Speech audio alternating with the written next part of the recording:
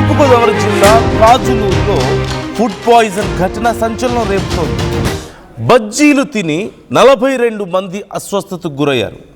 Road పక్కనున్నటువంటి బండిలో విక్రయించే బజ్జీలు తిన్న తర్వాత 42 మందికి వాంతులు విరోచనాలు అయ్యాయి.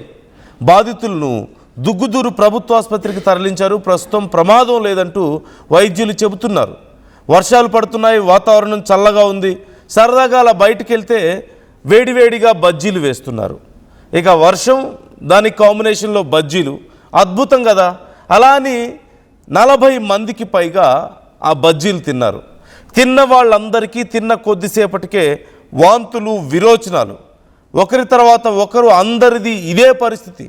మరికొంతమంది ఇక నీరసించి పడిపోయే పరిస్థితి వస్తే అందరినీ తీసుకువెళ్ళి హాస్పిటల్లో జాయిన్ చేస్తే ప్రస్తుతం వారికి ట్రీట్మెంట్ ఇస్తున్నట్లుగా తెలుస్తోంది. వైద్యాధికారి నుండి నా పేరు డాక్టర్ వై సుప్రియ. మా దుగ్గుదూరులో నిన్న సాయంత్రం నుంచి కొన్ని డయేరియా కేసులు రావడం జరిగిందండి. సో వచ్చిన కేసులన్నీ మేము ట్రీట్ చేస్తున్నాము, వైద్యం అందిస్తున్నాము. అందరూ కూడా మంచిగా వైద్యం తీసుకుని స్టేబుల్గానే ఉన్నారు పేషెంట్స్. అయితే ఈరోజు ఆదివారము మాకు సుమారుగా ఒక 32 కేసులు వచ్చాయండి. అందులో ఒక 23 మందికి మేము ఇంజెక్షన్లు అవి పెట్టాము, ఐవీ యాంటీబయాటిక్స్ అవి పెట్టడం జరిగింది. వీళ్ళని మేము అడిగినప్పుడు, అంటే ఏం తింటే మీకు ఇలా యోచనాలు ఇవి వస్తున్నాయి అని, ముందుగా ఏం తిన్నారని మేము వాళ్ళని హిస్టరీ అడుగుతుంటే వాళ్ళు ఏంటంటే దుగ్గుదూరు సెంటర్ నుంచి ఒక బజ్జీల కొట్టు నుంచి వాళ్ళు చల్ల పునుగులు తిన్నారని చెప్తున్నారు. సో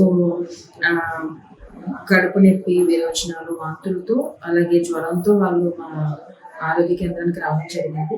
వాళ్ళందరినీ మేము ట్రీట్ చేస్తున్నాము, అందరూ స్టేబుల్గా ఉన్నారండి. సో ఇది వర్షాకాలం స్టార్ట్ అయింది కాబట్టి సో అందరూ కూడా మీరు తినే ఆహారంలో జాగ్రత్తలు వహించాలని కోరుకుంటున్నాము. అలాగే కాచి చల్లార్చిన నీళ్లు తాగడం కూడా మంచిది. ఎవరికైనా ఇలాగా విరోచనాలు కానీ కడుపు నొప్పితో బాధపడుతుంటే కానీ, చిన్నపిల్లలు ఎవరికైనా ఏదైనా ప్రాబ్లం ఉంటే వెంటనే మీ ఆరోగ్య కేంద్రాన్ని సంప్రదించండి.